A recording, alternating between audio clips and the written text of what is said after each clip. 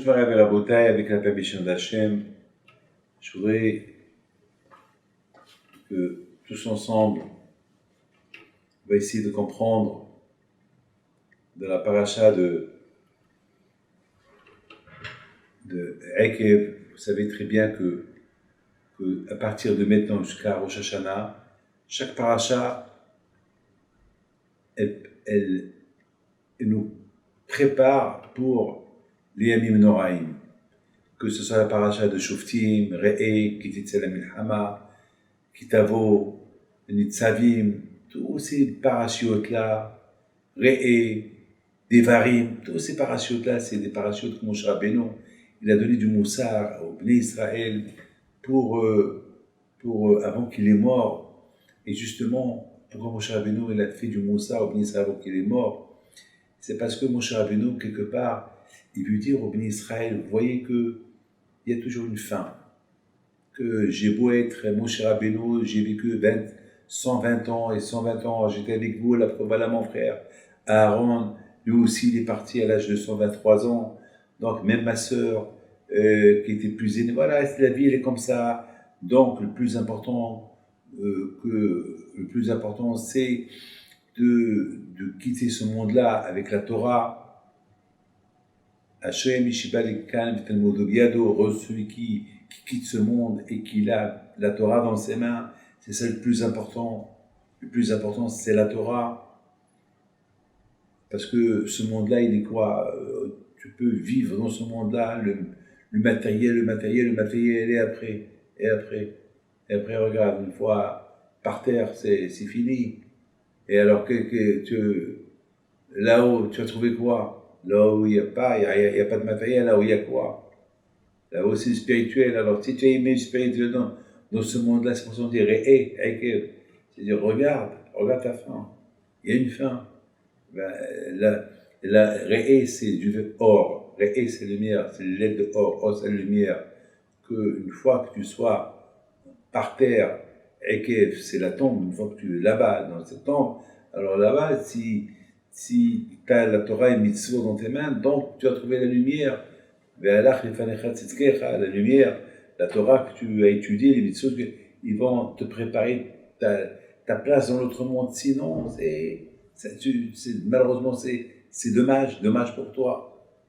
Donc on voit que c'est tous ces parachutes, c'est pour ça qu'on Moshe Rabbeinu, Alav Shalom, aussi grand qu'il était, il a voulu mettre en garde les Bnei Israël, que dommage, il faut en profiter dans ce monde-là, tant que vous êtes vivant, il faut faire Torah, Mitzvot, comme ça, là-haut on va se rencontrer. Moshe Rabbeinu, il accueille chaque juif qu'il a étudié la Torah de Moshe Rabbeinu. Lui-même, il accueille dans l'autre monde. Parce qu'on dit Torah, Tziva, Nano Moshe, Moraja, qui est là, Tiako. Lui-même, il accueille. Vous savez, mes amis, j'ai vu une question qui se pose. Pourquoi la Torah, écoutez bien cette question, j'ai vu cette question qu'elle se pose.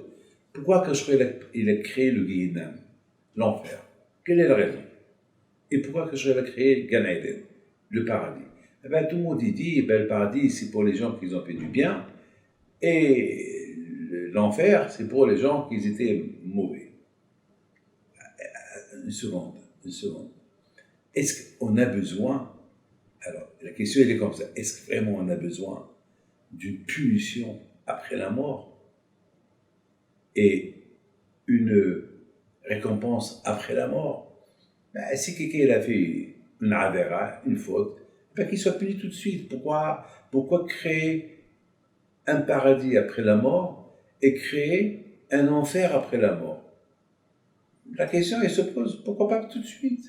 Un homme qui a fauté, la Torah dit ne fais pas ça, et l'homme il a fauté, ben, le bon Dieu va le punir dans ce monde-là. Et quelqu'un qui a fait mitzvah, ben, dans ce monde-là, il va lui donner une récompense. À part la grande récompense, on va lui donner quelque chose. C'est tout.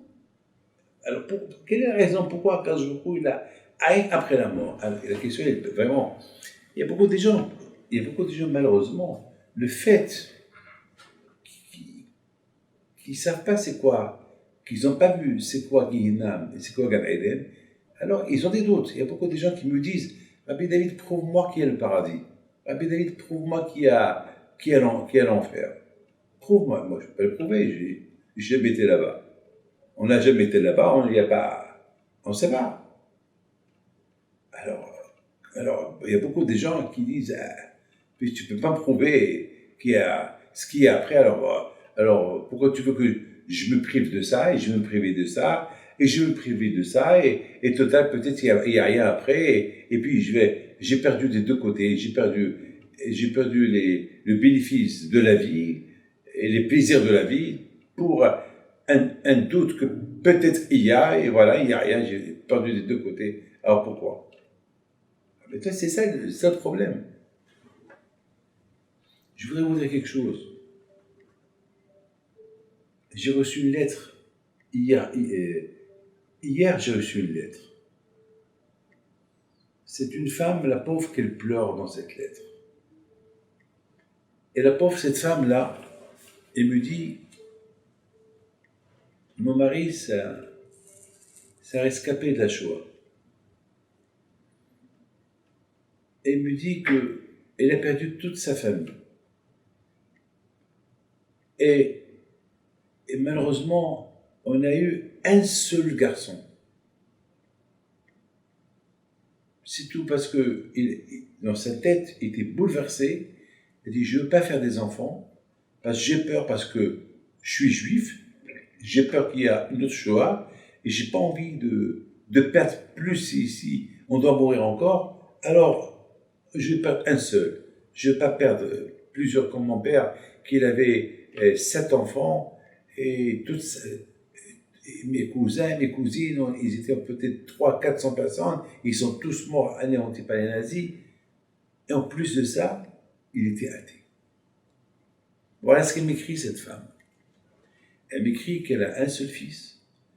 Sa mari s'est rescapé de Shoah. La raison pourquoi il n'a pas voulu faire des enfants, parce qu'il en veut à Dieu. Il est athée, il ne croit pas en lui. Et le fait qu'il a un fardeau sur lui parce qu'il est juif, alors il a peur de faire, si demain il y a un autre Shoah, alors de perdre encore des enfants. Donc, bon, j'avais de la peine de lire tout ça.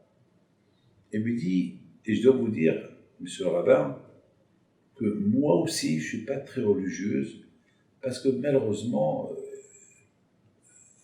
je suis mon mari. Et voilà, quelque chose est tombé sur moi. Un jour, notre seul fils que nous avons, il est devenu athée, il a changé sa religion, et pour lui, c'est vraiment, il insulte notre religion, et il a apporté du pain à Pessah, à Kippour, il mange du porc, chose que mon mari, même qu'il est athée, quand même, il avait un peu de respect pour le jour de Kippour. Il va à la synagogue pour faire le kaddish pour ses parents. Mais là, complètement là, en voyant son fils, notre fils devenir athée, et il a changé sa religion, il s'est marié avec une femme qui n'est pas de notre religion. Alors là, ça l'a perturbé, ça l'a réveillé, et là pour lui, c'est la nouvelle Shoah. Et là, il regrette pourquoi il n'a pas fait d'autres enfants. Et là, il regrette, là, il a compris c'est quoi la Shoah physique et la Shoah spirituelle. Là, ça veut dire, là, il dit, voilà, j'ai plus personne. Le seul fils que j'avais, il a changé de religion, il m'a ignoré, il m'a quitté, il est devenu un autre. Donc, c'est fini. Moi, je faisais Kaddish pour mes parents. Pour moi, il n'y a personne qui fait Kaddish pour moi. Mes amis, voilà un Gehinnam dans ce monde-là. Et voilà, Rabotai, elle me dit, Rabbi David, mon mari aujourd'hui, il retourne un peu vers la religion, et moi aussi avec lui. Mais malheureusement, à qui on va transmettre cette religion que nous avons? Et on regrette, et mon mari regrette tout ce qu'il a fait. Mes amis, je voudrais vous dire quelque chose. Moi, David Pinto, je connais pas c'est quoi Gan Eden. Je connais pas c'est quoi Guéhinam. Je sais pas c'est quoi le paradis, le vrai paradis. Et je sais pas c'est quoi le vrai enfer. Mais ce que je sais, que lorsque j'étudiais la Torah, et lorsque vraiment je prie à Hachem, et que Hachem me répond, pour moi c'est déjà le paradis. Je vois le paradis à travers la Torah. Je ne pouvais pas imaginer le plaisir que j'ai lorsque j'étudie la Torah et lorsque je comprends quelque chose dans la Torah. Pour moi, c'est ça le paradis. À tel point que je me dis, mais est-ce qu'il y a notre paradis mieux que ça? Alors, s'il y a notre paradis, donc ça doit être 1 milliard de fois mieux que ça. Donc, déjà dans ce monde-là, je suis déjà dans mon propre paradis lorsque je comprends la Torah. Lorsque je fais le Shabbat, lorsque je me mets de filine, j'ai déjà, je vous donne parole d'honneur, déjà je me sens dans le paradis. Alors, quel paradis? Qu'est-ce qui peut être mieux que ça? Donc, s'il y a quelque chose de mieux que ça, c'est que on ne peut pas être vivant pour en profiter de ça. Il faut vraiment passer à une autre étape de vie pour voir ce qui nous attend plus tard. Et c'est ce que le prophète dit. Oh Hachem, la surprise que tu as gardée pour ceux qui préservent, qui respectent les mitzvot. Le Gan Eden, c'est la surprise. Déjà, on est dans le Gan Eden de la Torah, lorsqu'on étudie la Torah. Mes amis, c'est quoi Guéhinam? Guéhinam, c'est l'enfer.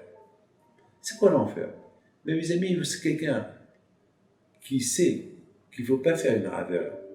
Il sait, il l'a fait, il regrette une fois qu'il l'a fait. Il regrette déjà il est dans. Déjà, mes amis, ce qui se passe, les guerres, tout ce qui se passe aujourd'hui, on voit déjà un enfer dans ce monde-là. Mais ça, ce qu'on voit. Mais ce qu'on voit pas, c'est encore pire.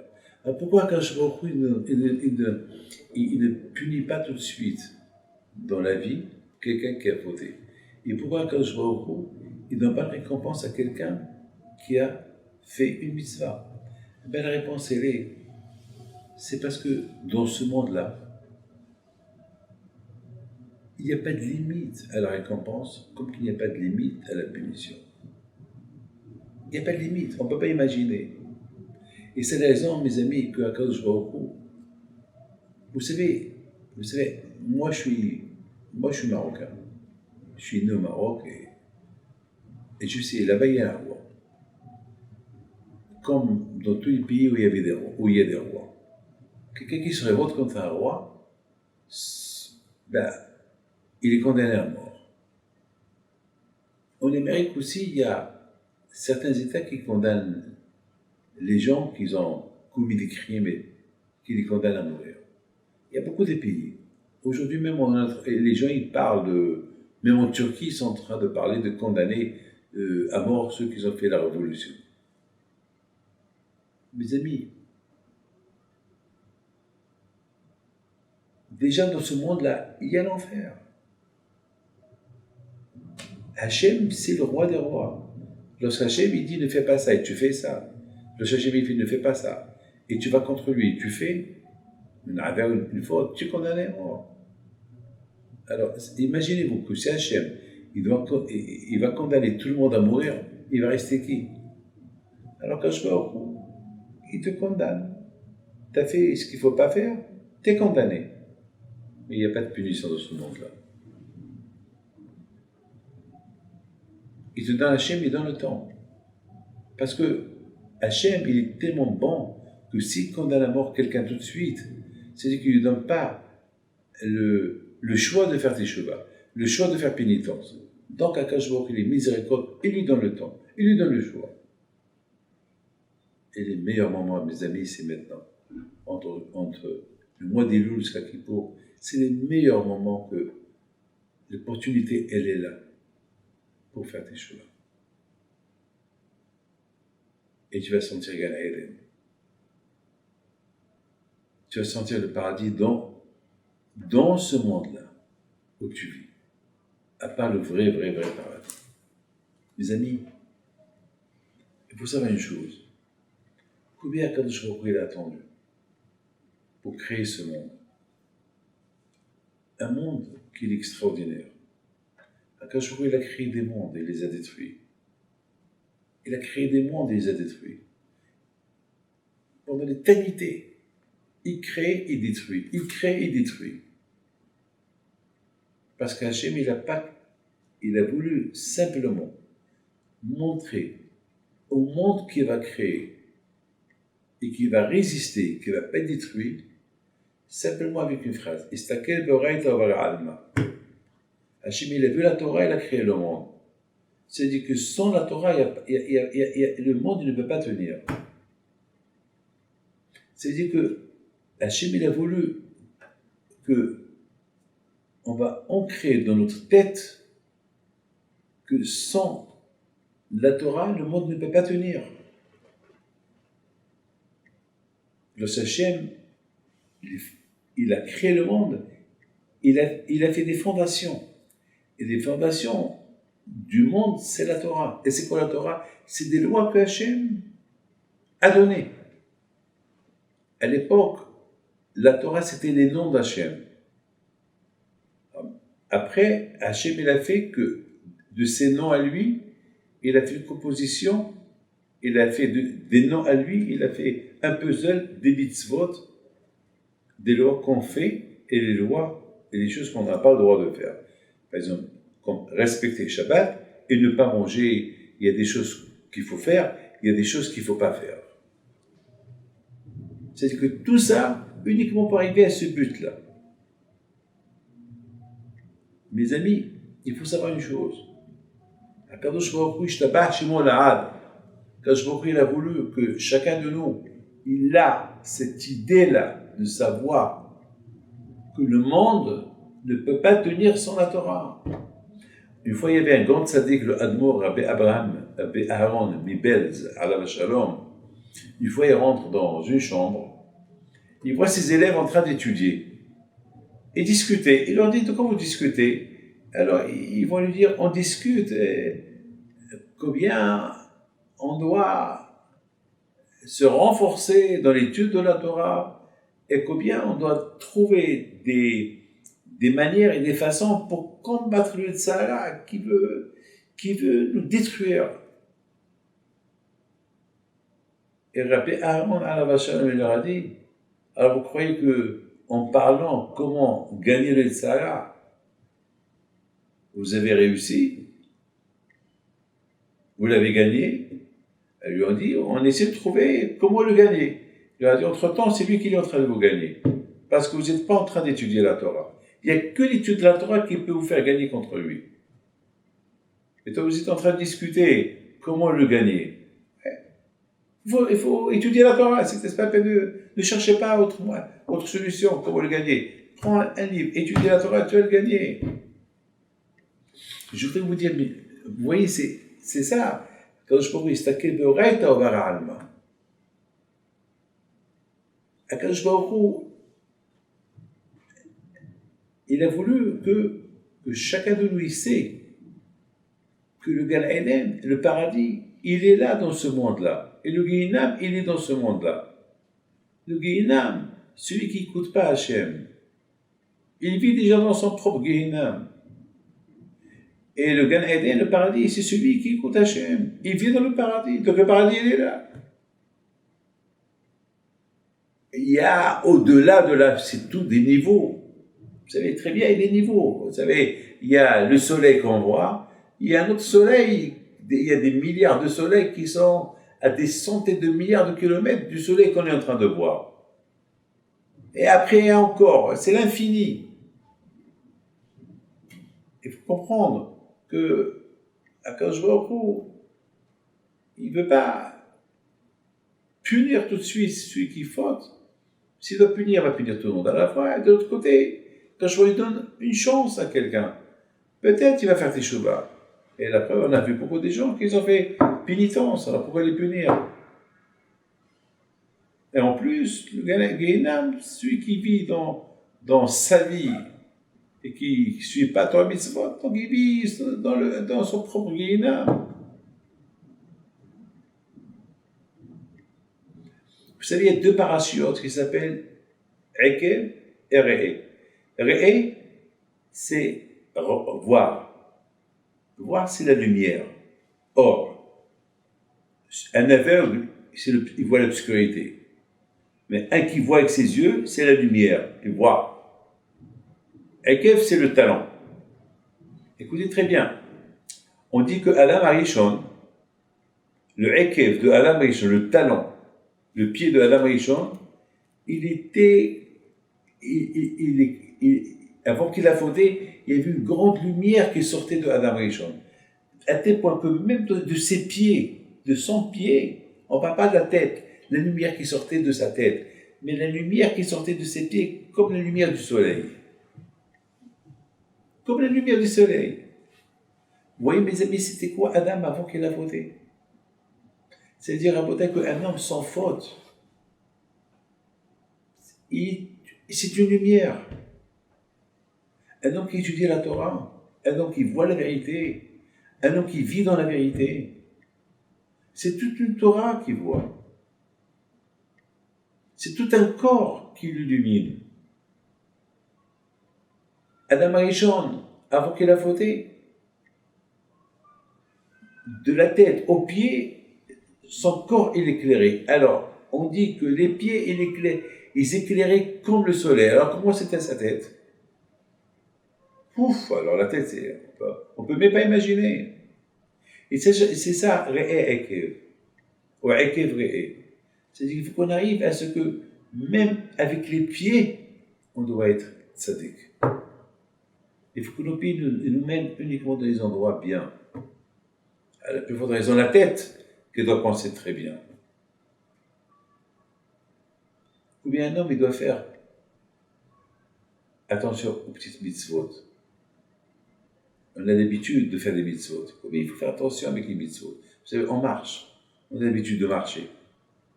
Il faut habituer les marches à marcher bien. À aller que des endroits bien.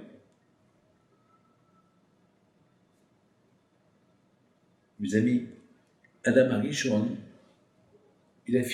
Hachem, il a donné une petite mitzvah. Il a dit, tu sais, mitzvah ketana, je te donne. Ne mange pas de cet arbre. C'est tout. Il n'a pas donné rien du tout. Fais tout ce que tu veux, tout est à toi, mais ça, tu ne manges pas. Ça, rien du tout. Et Adam Arishon, il n'a pas écouté.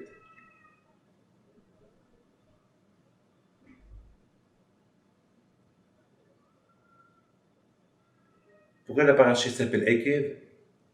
Rashi dit que la Torah, il nous met en garde des mitzvot qu'on a l'habitude de faire. Les mitzvot qu'on a l'habitude toujours de faire, chez Adam Dash Bahem, il faut faire attention avec ces mitzvot-là, de bien les faire. Par rapport à l'habitude, parce que lorsqu'on s'habitue, il faut faire attention. Il ne faut pas que ça devienne... Parce que lorsqu'on s'habitue à la mitzvah, on l'a fait n'importe quoi. Fais attention à ces petites mitzvot-là que tu fais.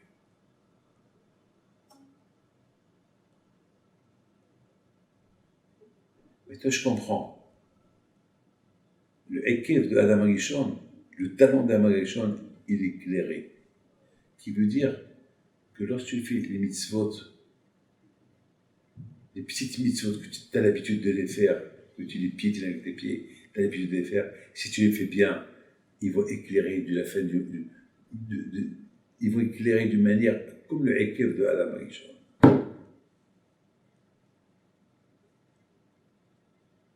C'est pour cela que la Torah dit, il y a Ekev Tishmoun.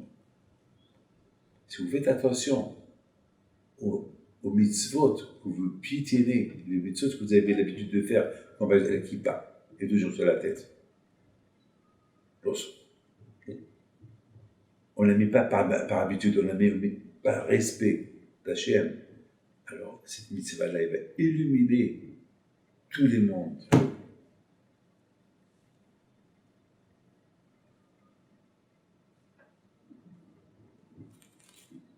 Adam Rishon, Hachem lui a donné une petite mitzvah, dommage.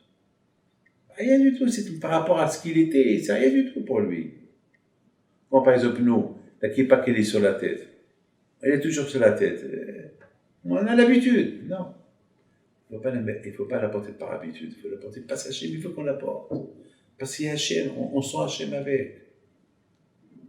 Adam Rishon, il avait tout entre ses mains. Cette mitzvah-là qu'il lui a donnée, c'est rien du tout. Parce qu'il a senti qu'il n'était rien du tout, alors qu'il a profané. Il a mal fait, malheureusement. Les amis, et c'est ça, ce que chacun de nous, il doit faire attention. Vous savez, mes amis, il y a quelque chose, c'est le talent. C'est beaucoup de fois on dit, il faut faire attention. Et on a 2 mois. On a le mois de Av. Av, c'est qui représente le lion. Et Elul, qui représente la fille. La fille, une fille. C'est le mazal de la fille. Et le mois de Av, c'est le mazal du lion. Alors, il y a... Pourquoi le Av, il est avant Elul? Pour te dire, c'est mieux d'aller derrière un lion et pas derrière une fille. Et voir ses pieds. Pas toujours les gens voient qu'ils voient le talent de la femme. Le Satan, il est tellement fort, toujours. Pour ça, il ne faut pas être derrière une femme. Pourquoi? Parce que le Yitzhara, toujours, il veut que tu vois le talent de la femme. Parce que c'est de là-bas qu'il veut te tenir. Alors, il faut faire attention. Et puis, il y avait une fois un grand Rav Grossman qui raconte qu'une fois, ils ont fait un grand séminaire des filles américaines qui sont venues de l'Amérique pour passer quelques jours dans ces locaux à Migdal Emek. Il s'est passé qu'une fois, il a vu, Rav Grossman raconte, il a vu comment les jeunes filles américaines étaient tellement bien habillées, étaient émotionnées, comment ils étaient bien dessinées, des filles américaines. Donc, il les a tous, il a invité toute la ville à venir célébrer une fête qu'ils ont fait ensemble. Et voilà, le Rav Grossman, il dit à tout le monde, le cours, la conférence qu'il a fait, regardez combien, même en Amérique, les filles américaines, les filles juives d'Amérique, qui sont des filles très riches, regardez comment ils sont snirot, et là, ils ont parlé de ça, et vraiment, ça fait... Il y avait beaucoup de filles qui sont pas religieuses de la ville, qui sont venues, ils ont assisté à ce cours-là, cet événement qu'ils ont organisé. Le lendemain, il y a une jeune fille qui vient chez lui, chez Rav Grossman, il a dit, je t'apporte un cadeau. Et Rav Grossman lui dit, quel cadeau tu m'amènes? Il a dit, ouvre. Il ouvre la boîte, et il y avait là-bas des jupes, des pantalons déchirés. C'est quoi tout ça? Ben, depuis qu'hier soir, j'ai vu ces conférences, ces jeunes filles, comment ils ont parlé de la tsniout, et comment tous ces rabbins, ils ont parlé de la pudeur. J'ai été convaincu que c'est ça la vérité, et je voulais te faire un cadeau. Voilà mon cadeau. J'ai fait une guerre avec moi-même, j'ai tout déchiré, et ça a fait la joie de mes parents parce qu'ils sont religieux. Voilà, je te les offre. Et Rav Grossman, il raconte, il dit, il ne pouvait pas rêver, imaginer une joie telle que la joie qu'il a eue. Et quelques années plus tard, il raconte, il reçoit une carte d'invitation d'un mariage. C'est une fille qui lui écrit que Rabbi, je t'invite à mon mariage. Moi, je te connais, mais toi, tu ne me connais pas. Mais lorsque tu vas me voir, tu vas me reconnaître. Voilà, je me marie, je voudrais bien que tu assistes à mon mariage parce que tu vas être heureux tu vas être content. Et Rav Grossman, il raconte, il dit, par curiosité, je suis parti au mariage. Je vois la jeune fille, je ne l'ai pas reconnue. Elle me connaît, je ne la connais pas. Elle vient vers moi et me dit, Ravi, merci que tu es venu. C'est grâce à toi que je suis ce que je suis. Comment, Mickey, ben, c'est moi qui t'ai apporté le cadeau. Mes robes, mes pantalons que j'ai déchirés. Lorsque j'ai fait la conférence avec les Américaines, le séminaire qui est venu de l'Amérique, vous avez parlé de la pudeur. Ben, ça m'a... De là-bas, je suis parti au séminaire, et voilà, je me suis marié. Voilà mon hatan, c'est un avéré qui utilise la Torah. On va habiter à Bnei Brak. Merci, je te dois tout à toi. C'est ça, Rabotai, Re'er Ekev. C'est quoi Re'er Ekev? Ça veut dire que il faut voir. Il faut voir, Hasbi Shalom, à ne pas arriver à voir le talent d'une femme, pour ne pas tomber. Il faut plutôt penser à autre chose. Ekev, c'est le paradis. Et or, c'est la lumière du paradis. Et quand? Lorsqu'on fait attention. Il dit Rabbi Hazar, Shuv Yom Echad Lifnei Motra, fais tes chevaux un jour avant ta mort. Et la Gemara pose une question. Est-ce qu'un homme, il sait quand il va mourir? Et la Gemara répond justement, puisqu'il ne sait pas quand il va mourir, il faut que toujours il pense à ça. Puisqu'il ne sait pas. Et c'est la raison, mes amis, que c'est parachute là de Moshe Rabbeinu, que Moshe Rabbeinu nous a donné avant sa mort, pour nous réveiller qu'à travers la Torah, on peut vivre le Gan Eden dans ce monde. Et si on ne fait pas la Torah, eh bien on va vivre dans le Guéhinam qui est le paradis. Ça veut dire que dans tes plaisirs, qui sont pour toi ton paradis, mais c'est ça qui ouvre les portes du vrai Guéhinam. Donc, le choix, le libre arbitre, il est à nous. Mes amis, simplement, je voudrais simplement vous raconter, il y a quelque chose que je vais vous dire, quelque part, quelque chose qui... Il y avait une fois un grand tzaddik qui s'appelle Rabbi Yitzhak Mivak alav Shalom. Il avait un élève qui était milliardaire, riche, mais toujours il mangeait un morceau de pain et un peu de thon. Il ne mangeait pas beaucoup. Et le rabbin l'a appelé. Il dit, je ne comprends pas pourquoi tu ne profites pas de manger, pourquoi tu crèves la faim, tu es millionnaire, tu es riche. Il lui a dit, ben Rabbi, je suis désolé, je ne comprends pas comment tu parles. Ben justement, je casse mes envies, je ne veux pas trop manger, parce que je veux rester pur, je ne veux pas être matérialiste. Il dit non, bon Dieu t'a donné de l'argent, je veux que tu manges. Il faut que tu profites parce que si tu manges que du pain dur et un petit morceau de poisson, alors qu'est-ce que tu vas donner aux pauvres? Des pierres? Tu manges bien, comme ça tu sais que il faut bien. Et puis les pauvres, qu'est-ce que tu vas leur donner? Si un pauvre qui est chez toi, tu vas donner à manger quoi? Le pain dur?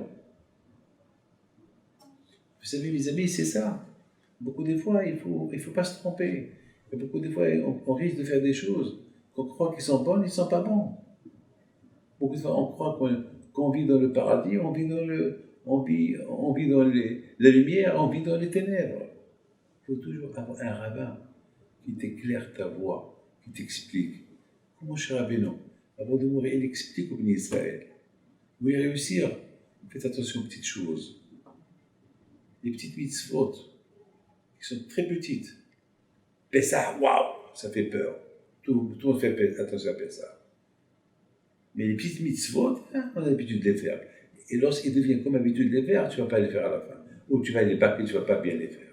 Ben justement, c'est ces mitzvot-là que Adam Arishon il faisait. Et ils illuminaient le monde entier. Akavo chez Adam Arishon, qui galgal chez Hamma. Et à la fin, qu'est-ce qu'il a fait? Il les a bâclés et il a porté l'amour dans le monde. Les amis, je vous souhaite à vous tous la santé, la bracha, la tzlaha, une bonne réussite. N'oubliez pas, le 22 septembre, la Ilola de Rabbi Haïm Pido au Maroc.